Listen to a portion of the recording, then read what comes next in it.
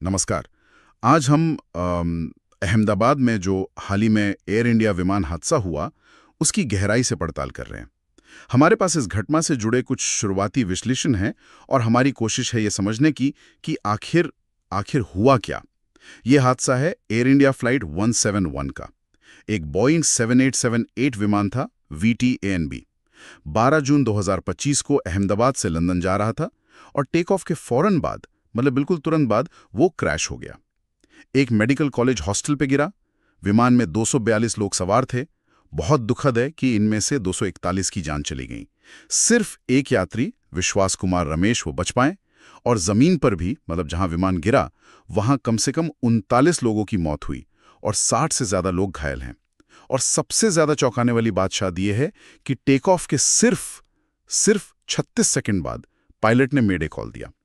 मेडे मतलब वो आपातकालीन सिग्नल कि विमान बहुत बड़े खतरे में है। और फिर संपर्क टूट गया। तो पहला सवाल यही उठता है, इतनी जल्दी 36 सेकंड में क्या गलत हो सकता है? शुरुआती जांच कुछ गंभीर संभावनाओं की तरफ इशारा कर रही है। हाँ, बिल्कुल। जो पहली रिपोर्ट्स आ रही हैं उनमें शक इंजन की ताकत में कमी या शायद इंजन फेलियर पर जा रहा है, क्योंकि विमान टेक ऑफ के बाद ठीक से ऊंचाई नहीं पकड़ पाया, जो इसी तरफ संकेत करता है, मतलब पावर लॉस की तरफ। और यहीं एक और थोड़ी टेक्निकल लेकिन दिलचस्प बात सामने आ रही है। रिपोर्ट में रैम एयर टर्बाइन, RAT कहते हैं जिसे, उसके एक्टिवेट होने का जिक्र है। अगर इंजन में समस्या थी तो क्या RAT का चलना इसी से जुड़ा हुआ है? इसका क्या मतलब है? हाँ, ये बहुत महत्वपूर्ण पॉइंट है।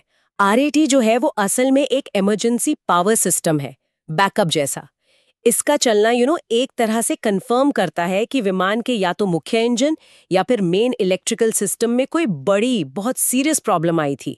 जब मेन पावर फेल होती है तभी आरएटी चालू होता है, ताकि जरूरी कंट्रोल्स, जो बिल्कुल बेसिक कंट्रोल्स हैं, उनको बिजली मिलती रहे। अच्छा, और एक और चीज जो वीडियो फुटेज में दिखी, वो भी थोड़ी अजीब है। टेक ऑफ के बाद विमान के लैंडिंग गियर अंदर नहीं गए, वो नीचे ही रहे। क्या ये आम बात है? नहीं, बिल्कुल नहीं। सामान्य टेक ऑफ प्रक्रिया में ऐसा होना बहुत ही असामान्य है, मतलब रेयर है। सोचिए, अगर गियर नीचे रह गए और मान लीजिए फ्लैप्स की सेटिंग भी शायद सही नहीं थी, तो विमान को ऊपर चढ़ने और स्पीड पकड़ने में जबरदस्त मुश्किल होती। इसके लिए उसे बहुत ज्यादा इंजन पावर चाहिए होती है, और जैसा हम बात कर रहे थे, शायद उसे वो पावर मिल ही नहीं रही थी। हाँ। तो ये सवाल उठाता है कि क्या प्री फ्लाइट चेक में कोई चूक हुई या फिर गियर सिस्टम में ही कोई खराबी आ गई थी। तो मतलब एक तरफ इंजन में दिक्कत का शक, दूसरी तरफ गियर नीचे रह गए। ये तो विमान के लिए चढ़ना लगभग नामुमकिन जैसा बना देता है। तो जाहिर है इन सब चीजों की जांच हो रही होगी। जांच की क्या ताजा स्थिति है? क्या वो ब्लैक बॉक्स मिल गए हैं? वो तो बहुत जरूरी होते हैं। हाँ, अच्छी बात यह है कि फ्लाइट डेटा रिकॉर्डर और कॉकपिट वॉइस रिकॉर्डर, जिन्हें आमतौर पर ब्लैक बॉक्स कहते हैं, वो दोनों मिल गए हैं। हालांकि हादसे के बाद आग बहुत भीषण थी, तो उनके डैमेज होने का डर था, पर बताया जा रहा है कि ज़्यादातर डेटा सेफ है और उसे पढ़ा जा सकेगा। और ये डेटा ये जांच के लिए सबसे अहम सुराग साबित होगा। इसी से पता चलेगा कि कॉकपिट में क्या हुआ, सिस्टम्स ने कैसे काम किया। और अधिकारियों ने, रेगुलेटर्स ने क्या कदम उठाए हैं इसके बाद? डीजीसीए, जो भारत की सिविल एविएशन रेगुलेटर है, उसने तुरंत सभी बोइंग 778 विमानों की सुरक्षा जांच के आदेश दिए हैं।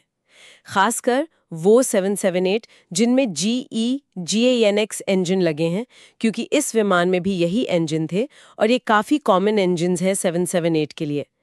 भारत का AAIB यानी एयर एक्सीडेंट इन्वेस्टिगेशन ब्यूरो वो जांच कर रहा है, और इसमें अमेरिका की NTSB और ब्रिटेन की AAIB के अधिकारी भी सहयोग कर रहे हैं।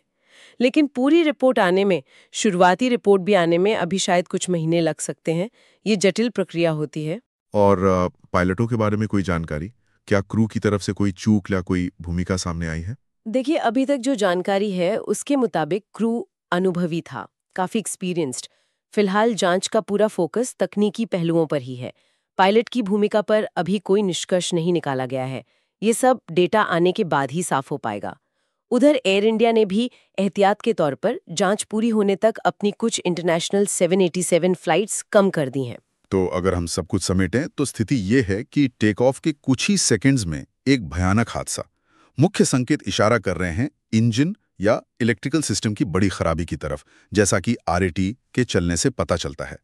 और साथ ही विमान की शायद गलत कॉन्फ़िगरेशन, मतलब लैंडिंग गियर और शायद फ्लैप्स की गलत सेटिंग, ये भी एक एंगल है। बिल्कुल सही। ये एक अजीब सा कॉम्बिनेशन लग रहा है ना? एक तरफ पावर लॉस का साफ संकेत है आरएटी के चलने से, और दूसरी तरफ ये कॉन्फ़िगरेशन इशू, लैंडिंग गियर का नीचे रह जाना। अक्सर ये अलग-अलग तरह की समस्याओं के लक्षण होते हैं। इनका एक साथ होना मामले को काफी पेचीदा बना देता है।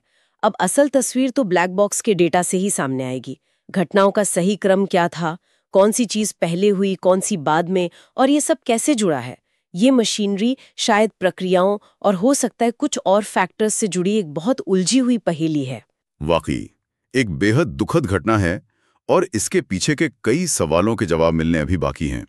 बहुत सारे परिवार प्रभावित हुए हैं। निश्चित रूप से। और शायद यहाँ एक बड़ा सवाल सोचने वाला ये भी है कि आज के ज़माने में जब विमान इतने ऑटोमेटेड हैं, जैसे 787, तो जब ऐसे जटिल सिस्टम फेल होते हैं तो उसका असर कितनी तेज़ी से और कैसे फैलता है। और टेक ऑफ जैसे सबसे नाजुक फेज में जब एक साथ कई इमरजेंसीज आ खड़ी हों, तो क्या पायलट या सिस्टम के पास रिकवर करने का, संभलने का वाकई कोई मौका बचता है?